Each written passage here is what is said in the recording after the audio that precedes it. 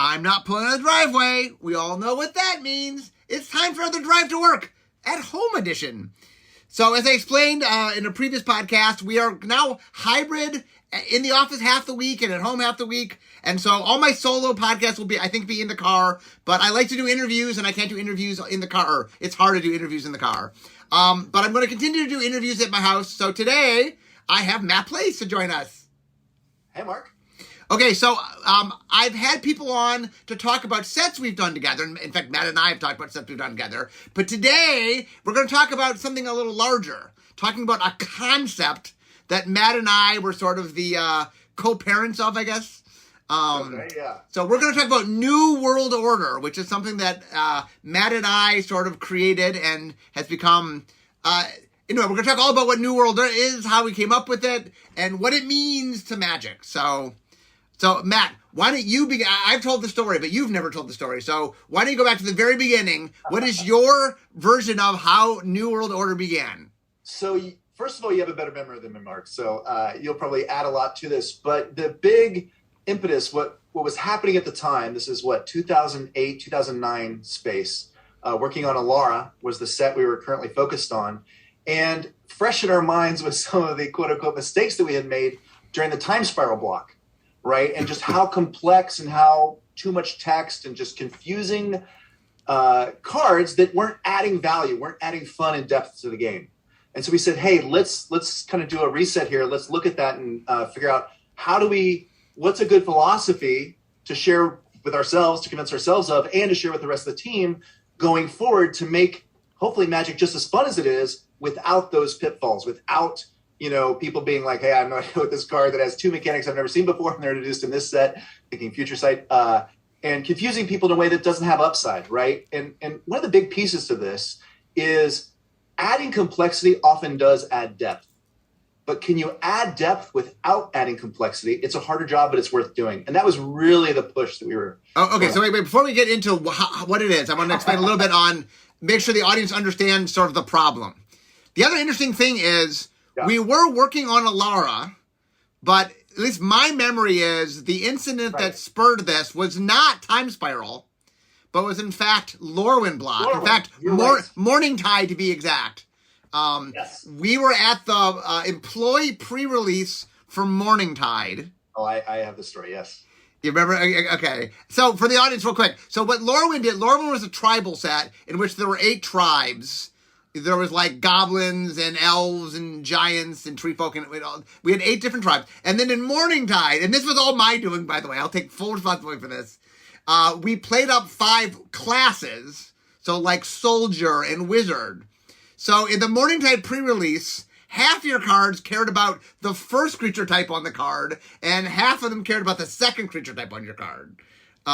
So to call it complex, it was complex. So go ahead, give the story from your. Yeah, you're right, and it was those years, right, where we were not fearing the complexity enough. And you're right, Laura was the bigger one, and we also, in addition to having the tribe class combo being so confusing, right, it was also just such a high percentage of your cards were in that space, right? When you open a booster, it was very easy to have what we called essentially lords and champions, right? Cards that would reference tribes, right? Like maybe this one helps every elf, and this one helps one specific elf or wants you to cast one specific elf. Lords and champions were just saturating every booster pack. So you couldn't get away from it, right? It was just so loud and, like you're saying, very complex. And we went to pre-releases for this, and I'm actually thinking of the Time Spiral year as well. Yeah. But we have people who've been playing Magic for years and years and years, friend of ours, Rob, and other people that are just, their minds are blown, right? They're trying to play and they're like, I don't understand what's going on. What is this set?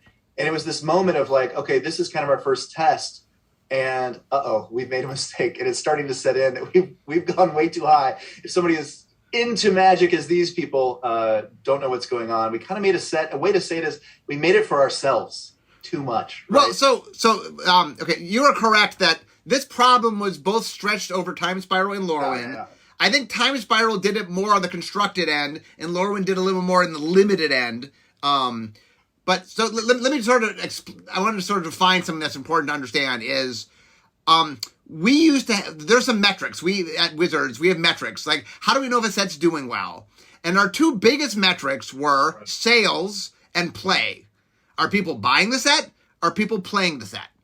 And for years, sales and play were lockstep. Like if sales were good, play was good. If sales were bad, play was bad. And it just felt like they were, reflections of one another, right? And then along comes Time Spiral Block, and play was still good, but sales was tanking. And we're like, what's going on? Why are people playing the product but not buying the product? That didn't make any sense to us. Yeah. And a key piece here is when we're measuring play, we're measuring what Bill Rose likes to call the tip of the iceberg, right? This is not representative of everybody. These are people who go to Friday Night Magic, play in tournaments, et cetera, et cetera. So we're seeing that more hardcore Magic player enjoying the set because it truly was, right? That is kind of a takeaway is we made Time Spiral for people like us. Yeah. So people like us go to Friday Night Magic, right? And they're enjoying it, but sales are tanking or, going down. And it's the first time, like you said, those two graphs broke. They had never broken before where play is up actually and sales are down. And it made us rethink it a lot. And then of course, Lorwyn did it in a different way.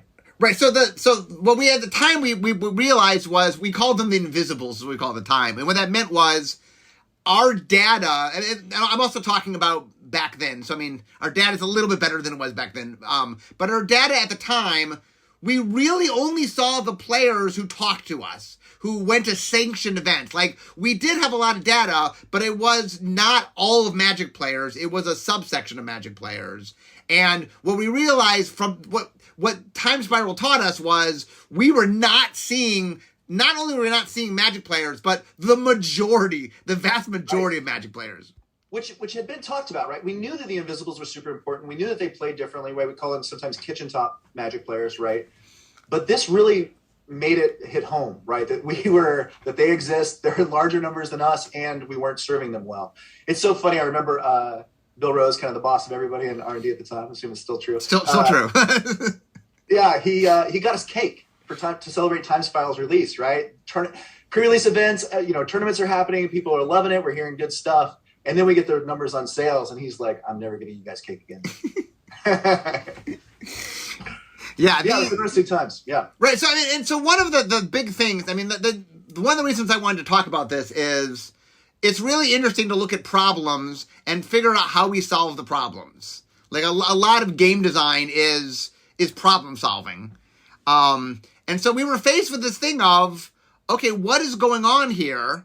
But you and I sort of so the story of New World Order is you and I, go to this pre-release, and I think we had been noodling in the head, but I don't know whether we went to lunch or you and I were chatting somewhere where it was just the two of us, and we were sort of bemoaning, we don't want to not, there's an audience that really likes complication, that likes the complication. We don't want to not have depth of play for the audience that really wants really deep, play.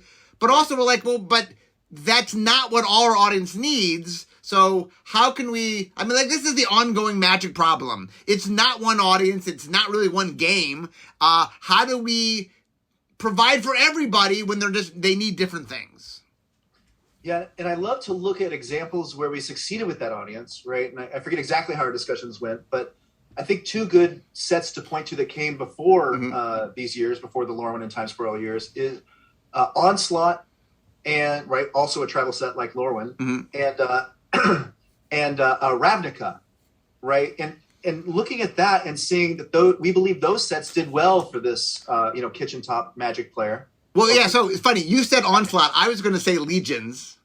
Yeah, which is even better. Right. So Legions, for those, real quickly, Matt and I know this, but I need to fill in for the audience. Legions was a small set where there's a gimmick, and the gimmick was every card in the set's a creature. 100% creatures. Now, the set overall was a little low in power level, and so the enfranchised player base didn't like it. Generally the vibe when you talk to the franchise players was it was a bad set. But it sold like hotcakes. Yes. When I first started working, I was told that it was the best-selling small set of all time for Magic. It was, and for a while, it's since been passed, but for years it was. And it was kind of, it was before Time Spiral happened, it's the one other piece of evidence we hadn't quite pieced out. And when you put it together, it's sort of, I see what's going on. And that was the opposite problem, right? Legions was literally the opposite. Yeah. Yes. Right. It was the enfranchised players weren't that interested, but the kitchen table magics loved it. I get 15 creatures. That's great. Right, and those rare slivers that were hot, right? Like Yeah. people were trading for those at a very high level, even though they weren't in tournament decks. That was really interesting to us, right? Like, hey, it's not because people are trying to win a pro tour; they just really enjoy these cards, right? And that's part of why I think those sets sold so well. Is mechanics like slivers is so good, tribal so good for the kitchen top player, but that doesn't explain why Lorwyn did so badly, and Time Spiral more so for that audience. But it's interesting to look back and go, okay, so what did we do right, or what did people that came before me do right in these sets that we're doing so wrong? And I think it's super interesting to look at Ravnica when we're building, making the mistake / natural, game designer path of like making it for ourselves. Ravnica is so interesting to have like, oh, what if I play 3 colors? What if I play 2 colors? What if I play 4 colors? So much of the depth was natural in having casting costs that require different mana base, different risk level, etc. Super interesting to the enfranchised player. And we didn't have to put so many mechanics at common, etc., to make it interesting to us. So we kind of naturally made it for the kitchen top player, I think. Well, and there's another important lesson, I think, from Ravnica, which is sort of the loud strategy. Like Ravnica very loudly says play 2 color. And the idea of play more than 2 color, play 3 color, play 4 color was there, but it wasn't the loudest message. And it was a really important lesson of the loudest message has to be for your most casual player. Right. And for the average player that is not an enfranchised player that just, hey, it's the 2 color set, play a 2 color guild. Like, oh, great. Like one of the things we've learned about sort of the more casual audience, and the word casual is loaded, but in this case, I mean less enfranchised. What we've learned about the casual audience is they like loud messages, right? They like sets that tell them what to do. Legions was fun because it was about creatures. It was hard to miss. Every card in your pack was a creature. You got that. Ravnica, like you didn't miss the guilds. The guilds were as loud as possible. Yes. Which makes me laugh. Makes me laugh that they had to add on the guild. What was it? Ravnica City of Guilds, because Brady and I kept saying, "Don't worry, they'll get the guilds." And then Brady and I are on vacation, and they add City of Guilds because no one's going to get it. I'm like, anyway, so people did get the guild. People did get it. What do you know? Surprise, surprise. Yeah, and so much of the skill, I think, and the things that just not only was I not good at back then, but didn't even occur to me, is how do you build depth that is discoverable and not puzzles you're trying to push in front of people's faces, right? Right. And it's another mistake that I think Future Sight made, is we had so much interesting, like, oh, how does this play? What does it mean to have these 2 keywords on one card, which was interesting. Yeah. Right. But it's not the way to find hidden depth, which is so good. If you can find an amazing set, which I think Ravnica is one of the best ever, and adding hidden depth, then you win doubly, right? Because you can go, okay, well, now we're going to be able to focus at common and thematically for that casual / less enfranchised player, and still win with the people that are, hardcore, going to play 40 hours a week people. Right. Another lesson real quickly is, in some ways, Future Sight was kind of Modern Horizons before Modern Horizons. Like, sure. I think what Modern Horizons has become is, hey, there's this enfranchised audience that loves crazy complex things, and it's a small portion of the audience, but it's a very diehard portion, and we can make a product for them. Just the premiere set is not where we're supposed to do that. We can make a product for them, and they can have fun. Like Modern Horizons, like you and I love Modern Horizons. Yes, there's 8,000 mechanics and whatever, but I know them because I've been playing Magic forever, Right, and it's fun to see them come together, and what does it mean to be in a set? We had fun with it. It was for us, like we were saying. And then so what's interesting is, as we were saying, okay, what does it mean? What do we do, right? As we're kind of feeling the pain of making these mistakes, and we're working on Alara, like you said, it was more focused on Zendikar, right? We did do some of these new philosophies in Alara, but Zendikar is the first set where we said, yep, this gets the stamp of New World Order applies to the set. Right. So this is my memory, and jump in because so the problem we were trying to solve. So this is the problem before us. How do we make the game simpler or less complex for the less enfranchised player, but allow the more enfranchised player to be engaged, right? And we had this. My memory was we were at lunch. I mean, you and I were talking. I remember being in one of the art rooms. We were like, oh, maybe it was in a meeting room. Anyways, I don't know where it was. I remember this moment. I don't remember exactly where it was. You and I figured out that the secret was commons. Yes. Because what is the difference between a more casual player and a more franchise player? And that was the casual player tends to buy less overall packs than the enfranchised player. And what we realized was that the complexity of commons determines a lot about how complex something is, because when you open up a booster pack, of your 15 cards, 10 of them are common, right? And like one's a land, but only 4 of the cards are uncommons and rares. 10 of them are commons, and that's 2/3 the booster pack. And the big epiphany you and I had, I remember we figured this out, we were just very excited about it, was that it was all about commons. That if you could control the complexity of common, you really went a far, far way to controlling the complexity in a pack. And the idea was for the more franchise advanced players, look, they're going to have the uncommons and the rares. They're going to just buy more packs. We're not. It's not that we're not letting them have the fun they want to have. It's just we need to be careful about this one section of cards, which is the commons. Right. And it's funny. It was an important epiphany, right? It was very important, I think. Yeah. It's also funny to say that, we discovered it because I think if you look back at Alpha, it was already in, Vesuvian Doppelganger was a rare for a reason, and my commons were much simpler back then, except for the outliers, of course. I mean, Fireball confused me. I will say early Magic had some complicated commons, but... yes. No, yeah. It's hilarious. I mean, Alpha in general was better about that. Alpha specifically, even the next 2 years is not nearly as true. Right? Yeah. It's fun to look at Ice Age comments, which is 3 years later, I guess. Yeah. But they are hilarious, more complex than you would make a rare today, which is really fun. Yeah, there's an Ice Age comment that has 12 lines of text on it, and you're like, what? What does this do? Yes. And also for no value. Which right. Here's a little bit of text. It doesn't really do anything, but have fun. Right, it's you can mess with circles of protection. Yes. No, that's the whole card, but they get a timer and they're going to blow up later. That's a common. Yes, that's a common. Yes. Wow. But we liked it actually. Right. So what happened was, so the first big epiphany you and I had was that it was all about commons. That really setting complexity from a pack level, right? Our whole issue is when you open up a single booster pack, how complicated is it?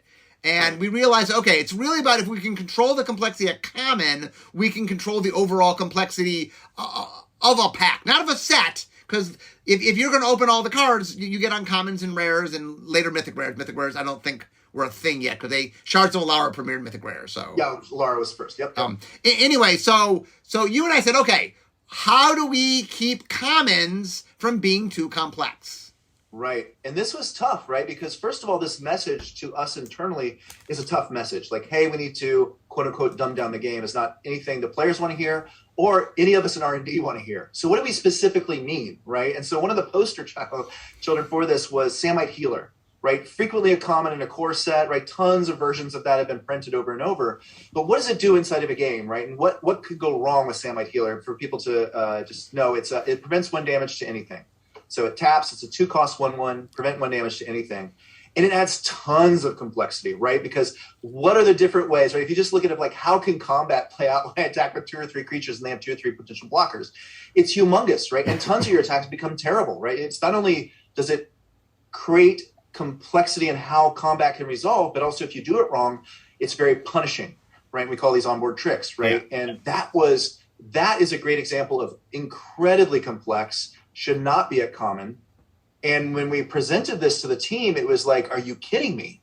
Samite's been a common forever. Magic's the best game on the planet. How could this possibly be true that Samite is wrong? Yeah, one of the things that I remember, one of the things we talked about was this idea of thinking of brain power, how hard is your brain working? And concentration points. Right, imagine a little RPM on a car, right? How much are you revving your brain? And the thing we were really trying to explain to people is this card makes you really, really rev your brain. Commons shouldn't rev you that hard. And that Samite Healer is a good example in that it's not that it does one thing. It really changes the dynamic of how combat works in a way that just makes you do lots and lots of math, really. Yes. And I remember the way we demonstrated it is we made a board and we said, okay, I think we put like 4 creatures on each side and said, okay, let's take away the Samite Healer. Okay, what decisions are there? What are you doing? And we walked through what you're making. And then we added the Samite Healer and said, okay, now what decisions are you making? And it was like 5 times as many decisions because all of a sudden, anything you did had a variable that it didn't have before. Right. It's so many so that even though R&D at the time was full of pros, I'm sure it is still today, it was actually a hard problem. It's not just I have to spend time, right? Like you're talking about what we call Robert Gutierrez coined the concentration points concept, but also it was incredibly hard. So you're like repeating and you still make mistakes. And to me, that was a big piece of it is like, are commons making the game so hard that the punishing feeling is too high, right? What if I choose not to go through all the permutations of what combat could be? Right. Well, I just keep losing, right? First Strike does this to a degree as well, right? Where it's like, if I'm not reading cards and I'm not paying enough attention, what can go wrong? Samite Healer is, your 3/3 dies and mine doesn't. Are you done, right? Put your guy in the graveyard. You got no value for that attack. And it's just so embarrassing and painful. And it tells you better be reading all my cards because I could punish you if you don't, even at common. Right. There's another dynamic that you hit upon that's interesting to talk about is one of the things we find when there's too much to think about, a lot of players, what they do is they go, I'm not going to think about it. Like it's too much for me. And so what they do is they just make actions, right? And the problem is if they make actions that get horribly punished, it discourages aggression. It discourages them doing things, right? If the one time I said, I don't know, whatever, I'll attack, and I get destroyed, I learn, I guess if I don't know, I shouldn't attack, right? Yep. And then it makes the game, it just causes all sorts of problems for the game because, right, people aren't ending the game, and so a big part of the New World Order was, so we came up with this concept we called red flags. And what a red flag meant is, if this is true, you should think twice about whether it's supposed to be a common. Not that it couldn't be there, right. But what we were saying is, hey, you should never put this at common without acknowledging that you're putting it at common. Exactly. And that was so important too, right? Because we didn't want to take away the potential for fun and for, synergies at common, et cetera, right? And sometimes you need to pay the quote unquote price of complexity to make a set awesome, right? Because draft and, people who aren't buying, tons of Magic cards still want to have the new sets, synergies and whatnot. So being aware of it and knowing that you're spending those points was a big piece of what we were kind of proposing, how we view commons in the future. And so identifying it, understanding it, and then being aware of it in our sets going forward was what we wanted to communicate to the team. Right. And a big model of it was, we called it the 80-20 thing, where what we're saying is 20% of your commons get to do things, but 80% should be simple. Simple in the sense that they're not causing the revving we're talking about, right? Right. There's a lot of cards. The thing to remember is even a vanilla creature can make interesting situations happen. It's not as if a 3/3, it's boring. There's lots of, what do I do? And they have this and that, that. I remember I taught people how to play Portal. It's a version of Magic we made long ago. And Portal has, creatures and sorceries and land. I think that was it. That was the only creature type. You guys came up with the idea of sorceries that I could play during my opponent's turn. That was pretty smart. That was cool. Well, we did that on Counterspell. But anyway, I was teaching people, and so when we weren't teaching people, we would just play ourselves. And it was really how much fun Portal could be, and it was the simplest version of it. But right. Combat can be complex, even with just mostly vanilla creatures. A 2/4 is interesting, right? How does it double block, right? What are the risks if they have a giant growth, et cetera, and just in the simple mechanics that don't cause onboard complexity, right? One of the cards I tried to draft in the new set says whenever you play an artifact, put a +1/+1 counter on me, right? These are the types of things that could be at common, and we don't necessarily call them a red flag, right? Because it's it's growing and it's not it's a different size, but it's not I got to think about this and how it's going to interact with these 9 things. It's a creature that grows. Right. Yes. And that can have tons of depth. And how do I build my deck? And when do I play what?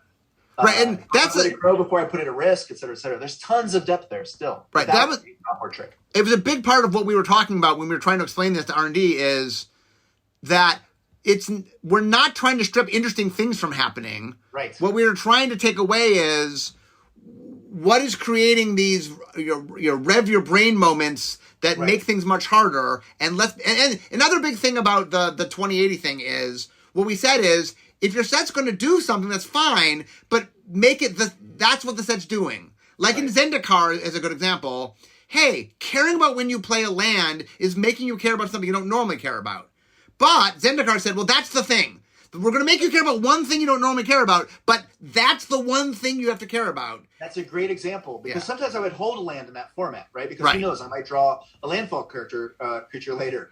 And I might have 9 of those in my deck. If there was one at uncommon in a random set, well, now I'm forgetting, and it's like adding complexity in a different way, right? And another piece that we I think was a good argument for this is everybody who plays Magic kind of has their limit. We were kind of talking about this when you start to check out when you're revving too many of these concentration points up. Yeah. We were saying we make Magic so complex in some of these sets that even the pros are reaching their limit, right? Like if I can pay attention to 17 things and somebody else can pay attention to 19 and somebody else wants to pay attention to 6, well, we got 23 things going on. We're not making this for anybody, right? We got some of the best. Mike Turian was on the team, right? Like we got some of the best limited players of all time as a part of our play tests. If nobody's having fun with the 23, why are we going above, right? Why are we doing these complex, got to pay attention to so much stuff? So we were arguing basically we had plenty of room to move down and still have a full complex game going on, interesting game going on, even if we divided it in half, we thought. And another thing we were stressing was there things that make you think solely for just to make you think aren't inherently fun. You know what I'm saying? And that, like, one of the things we were talking about is, like, you know, imagine I have a card that says, you know, every time I attack, you and I go play a game of chess, and then the winner of, you know, if I win the game of chess, then I get a boost on my creature. And I'm like, you know, like, you can have things that have lots of complexity, but that doesn't make it necessarily a more fun thing, you know? And that a lot of what we were trying to say is there are things that are fun, that add value. We just want to make sure that our complexity, like, here's an analogy. When you talk about fats, they always talk about there's good fats and bad fats, right? Like there's good cholesterol and bad cholesterol. And that we want the fun to be the good cholesterol, right? We want the cards, like, saying the things that are adding complexity need to be fun. That you like, it's not that you can't add complexity, but make sure you're maximizing the fun on the cards that come in that are complex, and not just brain revving for the sake of brain revving. You know what I'm saying? Not like I have to make this very complicated puzzle I have to solve just to do it. You know, it's more like, oh, right. Oh, if I hold this land in my hand, then maybe later I can play it. You know, like, it's those fun moments where I think, oh, like, one of the things that's awesome about Magic is when you are playing a game, you go, you know what? Normally I do this, but in this environment, I'm not supposed to do that. That's a great moment, right? Oh, yes. Um, and a lot of this too is making me think of around the same time. I'm forgetting the exact timeline, but the the huge heated debates we had with all the M10 rules changes.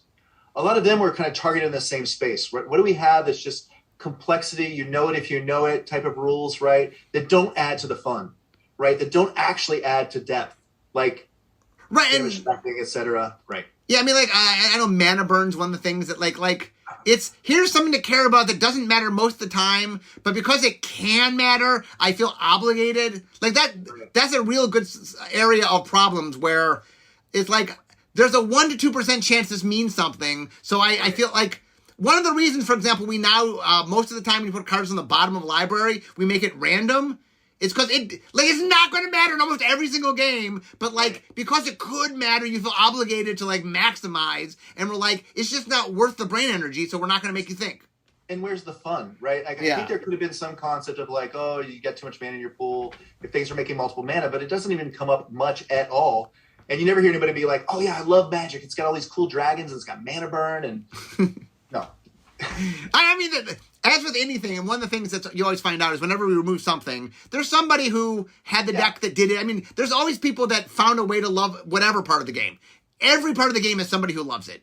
But as game designers, you have to sort of, where is the best overall? Like, I'm not saying we can't make rares that do crazy things and people can care about them. I'm saying don't put them at common where you're making everybody have to care about them. Right, and that's a great point too, right? Is when we were first pitching this to the rest of the team, is a lot of the argument was, look, we're not limiting what can happen in Magic, right? The craziest, coolest rare that's ever existed could be in Zendikar.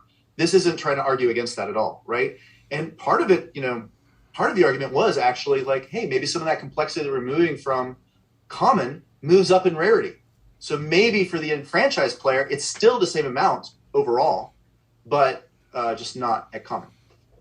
Yeah, and so anyway, just to sort of basically what happened was the larger idea of New World Order was we created a series of red flags, and I have articles that walk through all the red flags and everything. In half an hour, we're not going to hit all the topics here, but basically the system was at common, we have things that are red flags, and red flags would be like, do you have 4 more lines of text? Are you affecting other permanents on the board? There are a bunch of different things, and we said, hey, if you meet any of these requirements, look at it. It's not saying it can't be a common, but we have the 80-20 rule, which sort of said, look, 80% of your cards shouldn't be problematic, 20% can be. And then even in the 20%, we're like, look, concentrate what you're making people think about.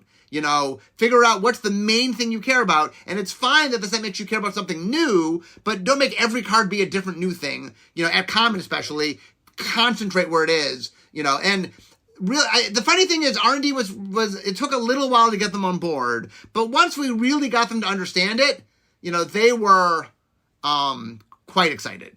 I mean, they did once they saw it. Everybody did get on board eventually, and R&D was very much a fan of New World Order. Yeah, and I remember us talking about that. Like, let's play this, you know, because we don't think that people are really going to notice a massive difference, right? Like when we make a set and draft it. And I forget exactly how we rolled that out, but I think it's right in line with what you're saying is we drafted sets that had this 80-20 rule at common, and they're still super fun. I mean, I think Zendikar super fun limited format. You guys would go on, I left, but you guys would go on to make my favorite limited format of all time a year or two later with flip cards and all these cool mechanics that were very defined to the set, but also it followed New World Order. Yeah, and that was, I mean, the reason I wanted to talk about it today is a lot of time I talk about like making individual sets, but another big part of our job is not just the sets themselves, but the larger structure. You know, how do we make sets? How do we think about sets? Like what are the guidelines? And I mean, this is just talking about one aspect, but there are many, many things that when we make a set, we have to think about. And New World Order was just an easy way to think about how complexity works in ASFAN. ASFAN is for ASFAN, how many cards are in the booster of a particular quality. And that was a lot of us really saying, hey, let's be more conscious about how often something happens and where it happens and what it's asking the player to do. Yeah, and I find it so fun to go through this, right? Because it didn't occur to us in the way that it did then in years earlier, right? Like it was right under our nose that we should have been paying attention to this. That's what's so fun about being a game designer. It's like, okay, where's there room for improvement that maybe hasn't occurred to us? Maybe nobody's talked about yet.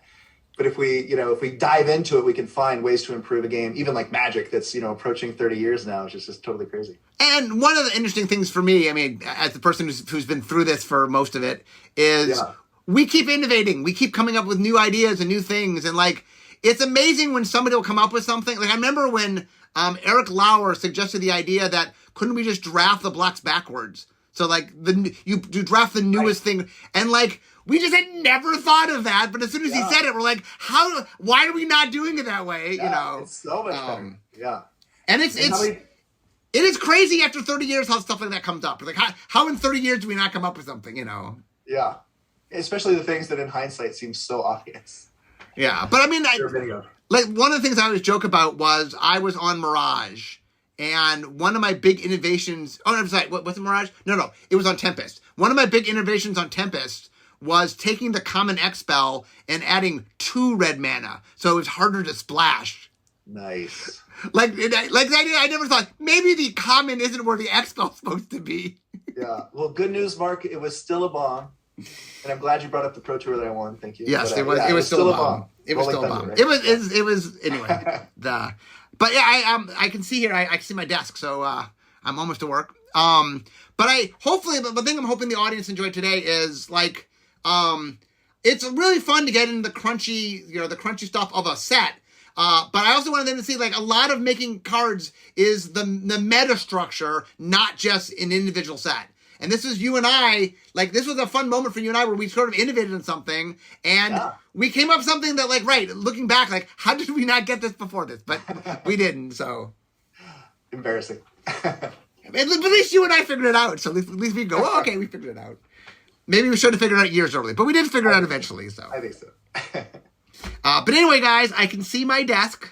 So we all know what that means. This is the end of my drive to work. So instead of talking magic, it's time for me to be making magic. So thank you, Matt, for being with us today. Thank you. And it's always, I have a blast talking with you all the time, but it's fun having you on and just talking about magic things. So that's a lot of fun. So fun. So anyway, thanks, Matt, and to everybody else, I will see you next time. Bye-bye.